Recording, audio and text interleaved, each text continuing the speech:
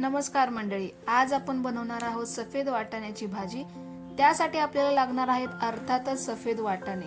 इथे मी घेतलेले आहेत भिजवलेले वाटाणे।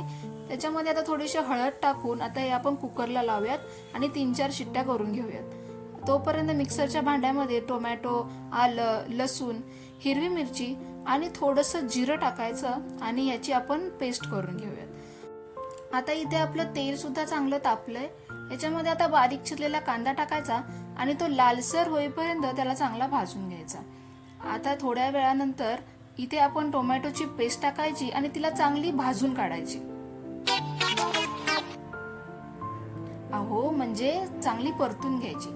आता त्याच्या अर्धा चमचा हळद, 1 चमचा गरम मसाला आणि 1 चमचा धन्याची पूड टाकायची आणि या सगळ्याला मिक्स करून याच्यामध्ये आता 1 चमचा किंवा तुमच्या चवीनुसार लाल तिखट किंवा घरातली आपली चटणी जे काही तुम्ही वापरत असाल ते टाकायचं आणि ते सुद्धा सगळं तेलामध्ये एकदाच मिक्स करून घ्यायचं। आणि त्यानंतर आता आपण जे वाटाणे शिजवले होते ते वाटाणे याच्यामध्ये टाकायचे आणि ते सुद्धा तेलामध्ये चांगले मिक्स करून घ्यायचे।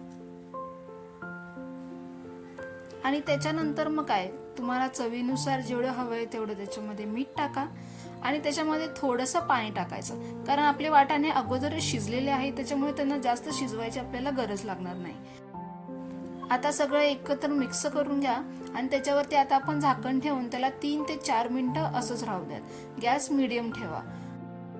आता 3 ते 4 मिनिटांनंतर तुम्ही झाकण काढाल तर बघा मस्तपैकी आपल्या भाजीला तेल सुटलेलं आहे आणि आपली भाजी तयार झालेली आहे। आता त्याच्यावरती थोडीशी बारीक चिरलेली कोथिंबीर टाकायची आणि आपली भाजी खाण्यासाठी तयार आहे। तुम्हाला आजची ही रेसिपी कशी वाटली मला कमेंट सेक्शन मध्ये नक्की सांगा आणि या व्हिडिओला लाईक करायला विसरू नका आणि आपल्या चॅनलला सबस्क्राईब करायला विसरू नका।